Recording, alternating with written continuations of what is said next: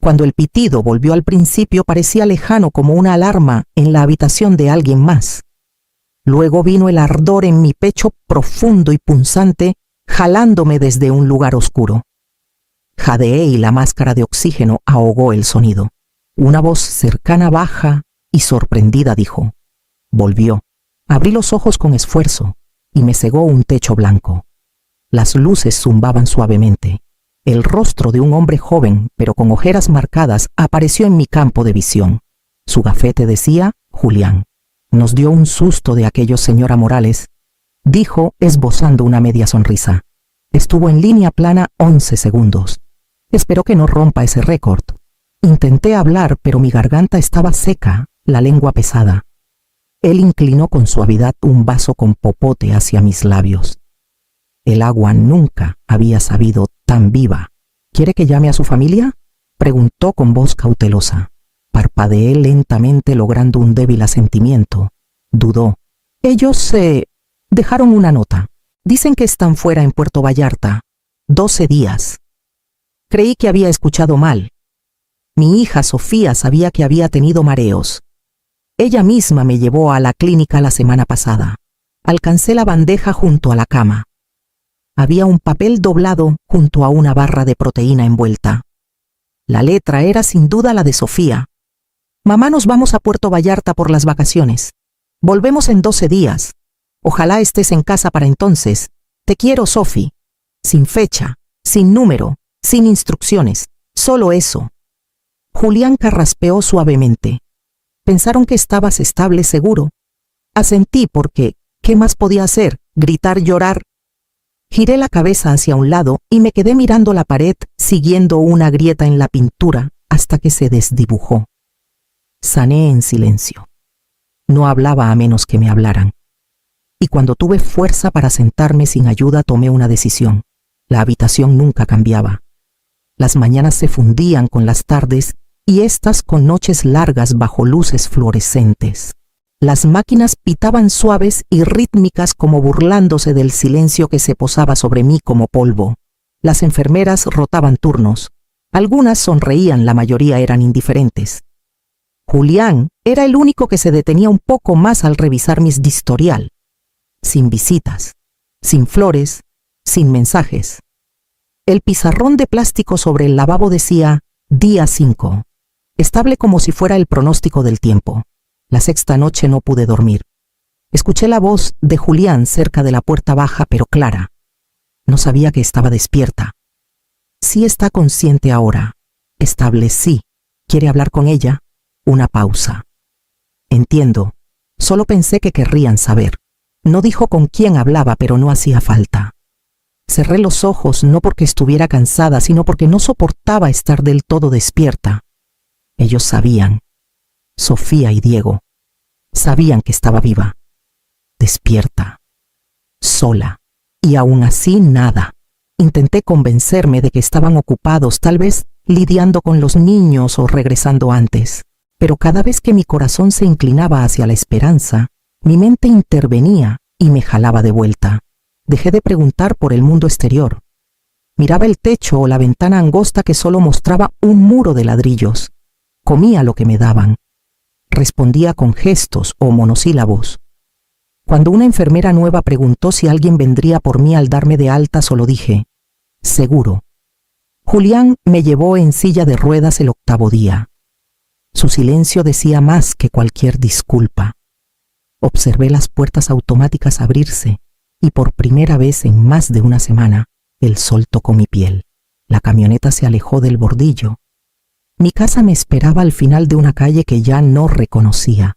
La camioneta de transporte se detuvo en la acera y el conductor me ayudó a bajar con más eficiencia que calidez. Le di las gracias por costumbre. Asintió y se fue antes de que llegara al porche.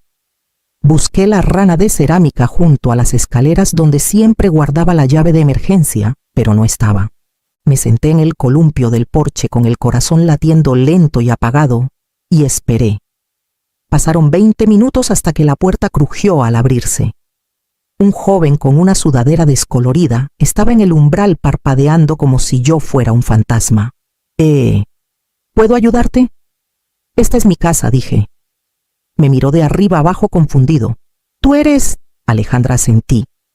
No pensé que volverías tan pronto. Diego dijo que hasta la próxima semana. Se hizo a un lado torpemente para dejarme pasar. Entré con esfuerzo rechazando el brazo que me ofreció. Adentro todo se sentía mal. El mobiliario de la sala estaba cambiado. Mi sillón favorito para leer ya no estaba. La mitad de las paredes estaban pintadas de un beige insípido, como si la casa estuviera a medio renovar. Sobre la mesa del comedor había un montón de folletos brillantes. Tomé uno. Encantadora casa estilo colonial, perfecta para familias jóvenes. Casa abierta este domingo. Había una foto de mi sala. Mi hogar. Mi nombre no aparecía por ningún lado.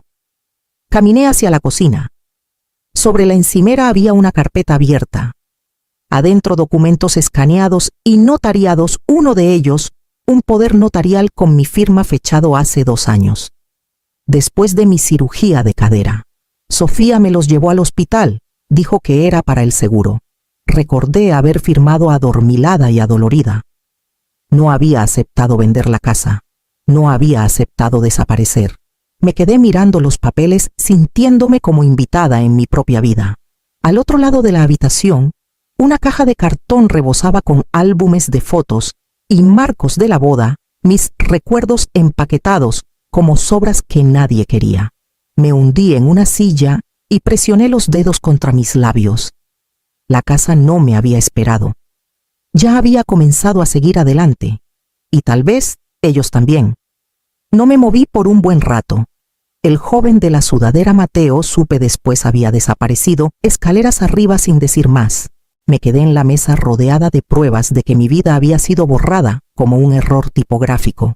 Cuando al fin me levanté, mis piernas se sentían extrañas. Necesitaba agua. Algo familiar. Alcancé un vaso en el gabinete sobre el fregadero, pero el estante estaba vacío. Hasta los platos habían cambiado.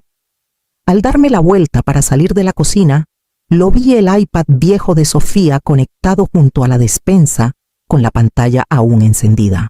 Era uno de esos dispositivos familiares usado más para música y recetas. Lo tomé por instinto y me detuve. La pantalla se desbloqueó sin contraseña. Sus mensajes seguían abiertos. El hilo en la cima era con Valeria, mi otra hija, la que solo llama en días festivos. Debí haberlo cerrado. Debí respetar su privacidad. Pero entonces vi el avance del último mensaje.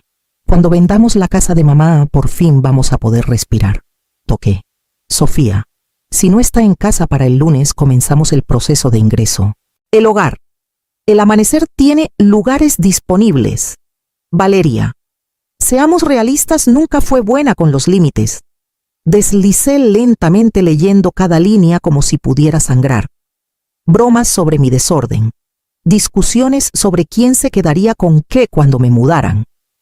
Fotos de muebles etiquetados para donación. Una hoja de cálculo estimando cuánto valdría la casa si modernizaran la cocina. No había confusión, ni dudas, solo coordinación. Cerré la aplicación y dejé el iPad con cuidado como si pudiera romperse. En cierto modo, ya lo había hecho. La imagen a la que me aferraba de hijas planeando una cena de bienvenida de nietos, esperando con tarjetas, esa imagen se había ido y en su lugar algo más frío, calculado, preciso. Caminé al closet del pasillo donde guardaba una caja de zapatos marcada facturas. Detrás estaba la verdadera con mi dinero de emergencia y un pequeño cuaderno negro que había actualizado desde 1998. Contraseñas, cuentas, cada documento que guardé por si acaso. Al parecer ese por si acaso había llegado. Llamé a Ernesto la mañana siguiente. Contestó al segundo tono. ¿Señora Morales? Su voz era más vieja de lo que recordaba, más grave. Ha pasado tiempo. Alejandra, dije. Por favor, necesito tu ayuda. Para el mediodía estaba en su oficina en el centro de Querétaro, aferrando una carpeta como si fuera un salvavidas. Ernesto Vargas fue un adolescente brillante y tímido cuando le di clases de historia. Ahora tenía un despacho con su nombre en la puerta y una pared llena de títulos. Leyó los documentos lentamente con los lentes bajos en la nariz. Cuando llegó al poder notarial se detuvo. Este no es el que redacté para usted, dijo. Este es más amplio.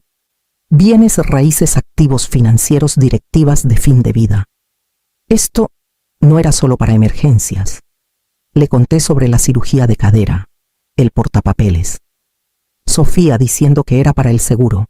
Cómo firmé aún aturdida y con dolor. Ernesto se recargó y golpeó el papel. Aprovecharon su condición. Esto puede ser legal, pero no es inamovible. Deslizó un nuevo paquete de papeles sobre el escritorio. Si quiere revocar esto, podemos presentar hoy. Restaurar su autoridad legal. Detener la venta. No dudé. Me pasó una pluma y firmé. Con cada trazo algo en mi pecho se liberaba. Ya no quería la casa. No quería pelear por un lugar que ya me había cerrado sus puertas. Lo que quería era control. No de ellos, de mí misma. De lo que venía después. Ernesto levantó la vista. ¿Quiere presentar cargos? No, dije. Quiero vender la casa, pero en mis términos, con mi nombre, y luego quiero desaparecer. No se inmutó. Podemos hacerlo. Cuando salí de su oficina los trámites estaban en marcha. Sofía y Diego serían notificados. La venta pausada. Mis derechos restaurados. Afuera el cielo estaba nublado y el tráfico se desdibujaba a lo lejos. Me quedé en la banqueta, respirando el ruido cotidiano de la ciudad. Por primera vez en semanas no estaba esperando ser rescatada. Estaba escribiendo mi propio final. Me moví rápido. Ernesto presentó los documentos de revocación y en 3 días el poder notarial estaba fuera de sus manos. La casa se relistó mismo precio mismo agente, pero esta vez la vendedora era yo. Primero cambié las cerraduras. Luego eliminé cada rastro mío que aún quedaba, abrigos viejos, tazas disparejas, el edredón que mi madre hizo el año en que me casé. Solo guardé lo que podía cargar, una caja de fotos, el reloj de mi esposo y el cuaderno con mi vida escrita en códigos cortos y líneas cuidadosas. En el banco cerré todas las cuentas conjuntas que Sofía había vinculado. Debió recibir alertas, pero no me quedé a descubrirlo. Transferí lo que quedaba a una cuenta nueva a nombre de Graciela Montes, el apellido de soltera de mi abuela. Se sentía adecuado. Ella fue la primera mujer que conocí que se alejó de algo que ya no le servía. Antes de irme me senté en la mesa vacía de la cocina con 2 sobres. Uno para Sofía, uno para Valeria. No despotriqué, no expliqué. Escribí la misma línea en cada uno. Me mostraron quiénes son. Gracias por la lección. Los dejé en la encimera junto a las llaves y un rollo de cinta adhesiva. Desconecté el refrigerador, cerré la puerta trasera y puse la llave de repuesto dentro de la rana de cerámica por última vez. La encontrarían eventualmente, aunque esperaba que para entonces no importara. La casa se vendió rápido, un comprador en efectivo que no hizo preguntas. Tomé el cheque, empacé el coche y manejé hasta que Querétaro no era más que una forma lejana en el retrovisor. Sin GPS, sin plan, solo movimiento. Cuando el sol se hundió bajo los árboles, yo era Graciela. Viuda, jubilada, sin hijos, sin ataduras. Nadie buscaría a Alejandra Morales, ya no existía. Y si lo hacía, si alguna parte de ella aún rondaba en los rincones de mi mente, la llevaría en silencio como se lleva una cicatriz. Qué extraño se sentía soltar. Qué fácil era convertirse en alguien más. Qué libre se sentía el silencio. El pueblo se llamaba San Isidro, un puntito en el mapa de Michoacán, con una gasolinera, un comedor y una biblioteca que olía a cedro y polvo. Encontré la casa rodante por casualidad escondida detrás de una tienda de carnadas, C$12,000 al mes, sin contratos y pagaba en efectivo. El hombre que me la rentó solo hizo una pregunta: ¿fuma? No fumaba. Eso bastó. Le dije que mi nombre era Graciela Montes, bibliotecaria jubilada de San Luis Potosí. Viuda, sin hijos, empezando de nuevo. No parpadeó, solo me dio las llaves. La mayoría de los días eran tranquilos. Compraba en la tienda local, saqué una credencial de la biblioteca y ordenaba libros 2 veces por semana a cambio de acceso anticipado a las novedades. No era un trabajo no oficialmente, pero me daba algo que hacer con las manos. La mujer del mostrador, Clara empezó a guardar los libros de bolsillo que pensaba que me gustarían. «Tienes alma de antaño», dijo una vez. Sonreí. No hacía preguntas. Nadie las hacía. Así conocí a Lucía, una mesera de ojos cansados que trabajaba el turno matutino en el comedor. Su hija Anita tenía 5 años, toda rizos y curiosidad callada. Una tarde, Anita se coló en la biblioteca con su madre y terminó en mi mesa mientras clasificaba una caja de libros donados. Me pasó uno sobre tortugas marinas y preguntó si sabía leerlo con ella. Lo hice. Para la segunda semana Anita empezó a llamarme abuela Graciela. No la corregí. Lucía se disculpó la primera vez apenada y con el rostro rojo, pero solo lo desestimé. Está bien, dije. Es bonito. Lucía comenzó a dejar a Anita conmigo 1 o 2 veces por semana mientras tomaba turnos extra. Ayudaba con la lectura. Hacía sándwiches de crema de cacahuate. Me sentaba con Anita en las escaleras del porche mientras contaba estrellas. La casa rodante seguía siendo pequeña. Las noches silenciosas. Pero algo dentro de mí comenzaba a sentarse, algo que no había sentido en años. No era paz exactamente, pero sí el espacio donde la paz podía crecer si le dabas tiempo y aire. Empecé a guardar un pequeño cuaderno bajo mi almohada, donde anotaba cada detalle de quién se suponía que era Graciela. Por si acaso. Porque incluso aquí, incluso ahora, sabía que el silencio no duraba para siempre. Todo comenzó con el cumpleaños de Anita. Habíamos colgado serpentinas de tienda de todo a C10 en el salón comunitario, llenado platos de papel con pizza comprada y pegado globos disparejos en sillas plegables. Nada del otro mundo, pero Anita sonreía como si estuviéramos en un palacio. Una de las mamás, una rubia que siempre grababa todo, tomó un video de 30 segundos de Anita desempacando un diario brillante y leyendo la tarjeta en voz alta, mientras yo me arrodillaba a su lado, ayudándola con las palabras grandes. 3 días después, Lucía entró corriendo a la biblioteca con el celular temblando en la mano. Graciela dijo, «Tienes que ver esto». El video había sido compartido por un blog de crianza. Luego, por alguien en TikTok, que lo juntó con una foto mía de un artículo viejo de Morelia. La leyenda decía, «La encontramos. La abuela fantasma está viva y bien en Michoacán. Tenían mi nombre real, Alejandra Morales. El video tenía más de 1 millón de vistas. No hablé. Solo asentí y salí por la puerta trasera de la biblioteca. Esa noche empacé una maleta y desconecté el Wi-Fi. No dormí. No tenía miedo. Estaba esperando. Ella llegó 2 días después. Un sedán plateado con placas de Querétaro pasó lentamente por el parque de casas rodantes antes de regresar y estacionarse frente a mi lote. Observé desde la ventana de la cocina mientras Sofía bajaba vestida demasiado impecable para un camino de grava, sosteniendo un vaso de café como si fuera un escudo. No tocó. Solo se quedó ahí. Abrí la puerta y salí. Me miró por un largo rato insegura. Mamá dijo con la voz ronca, «Por favor, no te vayas». No me inmuté. «Pueden volver», dijo. «No es demasiado tarde». La miré a los ojos y dije, «Ya tuve el funeral. Solo que no viniste». Tragó saliva con lágrimas formándose pero sin caer. «Pensamos que estabas bien». «No sabíamos». Negué con la cabeza. «Sofía, sabías. Solo no te molestaste en verificar». Dio un paso adelante como si fuera a tocar mi brazo. Retrocedí. «Encontré algo mejor», dije en voz baja. «Una vida donde no tengo que fingir que alguna vez estuvimos bien». Luego me di la vuelta y entré dejando la puerta abierta solo lo suficiente para escuchar que empezaba a llorar. El correo de Valeria llegó una semana después. Breve. Mesurado. Pedía reunirse sin Diego, sin Sofía, solo ella. Dijo que tenía algo mío. Elegí el panteón a las afueras del pueblo, el que pasaba cada semana pero nunca entraba. Se sentía correcto, silencioso, neutral, un lugar donde nadie podía mentir con facilidad. Llegué primero y esperé en la banca junto a la lápida de Marcos con la única foto que aún llevaba en mi cartera, apoyada contra la piedra. Cuando Valeria apareció, parecía más pequeña de lo que recordaba. Sus pasos eran tentativos y sostenía una bolsa como si fuera un escudo. No se sentó de inmediato. Solo me entregó el sobre. Adentro había un papel de ingreso al hospital.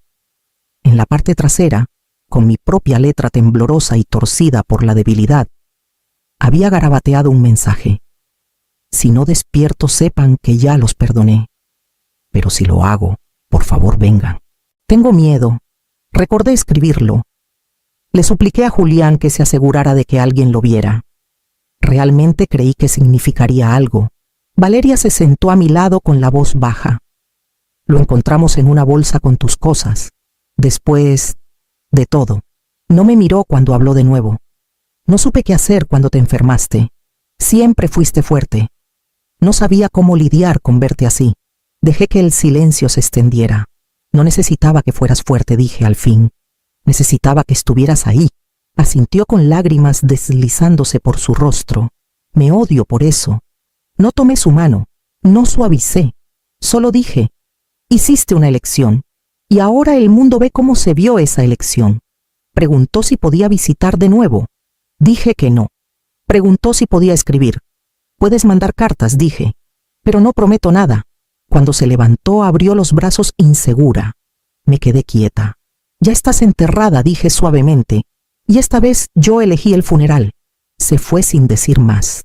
Me quedé en la banca un rato más con el sobre en mi regazo, como prueba de que alguna vez creí que vendrían. A la mañana siguiente me senté en la mesa de la cocina con el cuaderno negro viejo y una página nueva. Esta no era para Sofía ni Valeria, ni siquiera para Marcos. Era para mí. Saliste. Lo escribí lentamente con intención. Luego hice 2 listas, lo que dejé atrás y lo que encontré. Dejé atrás una casa que dejó de sentirse hogar, un nombre que ya no era mío, una familia que confundió sacrificio con obligación y amor con control. Encontré mañanas tranquilas con café en el porche, risas que no venían con condiciones, una niña que tomaba mi mano porque quería, no porque se lo dijeran. Una mujer llamada Lucía que me veía no como una carga, sino como alguien que importaba. Firmé la página como Graciela Montes, la doblé una vez y la guardé en la caja de zapatos bajo mi cama, junto a los dibujos de Anita, y la única foto que conservé, Sofía y Valeria aún pequeñas, aún sonriendo, aún sin estropear por las expectativas. Esa tarde, Anita corrió desde el humedal con una concha astillada en la mano y dijo, «Abuela, construyamos algo». La seguí a la arena, me senté con las piernas cruzadas a su lado, y la ayudé a apilar las conchas hasta que se cayeron ambas riendo como si tuviéramos todo el tiempo del mundo. Construimos, lo derribamos y construimos de nuevo. No por legado, no por memoria, solo por la alegría de hacer algo con nuestras manos. Cuando el viento arreció, Anita metió su concha en el bolsillo de mi abrigo y dijo, «Guárdala, para que no olvides». Sonreí e hice exactamente eso. Porque a veces las cosas más hermosas son las que nadie está mirando.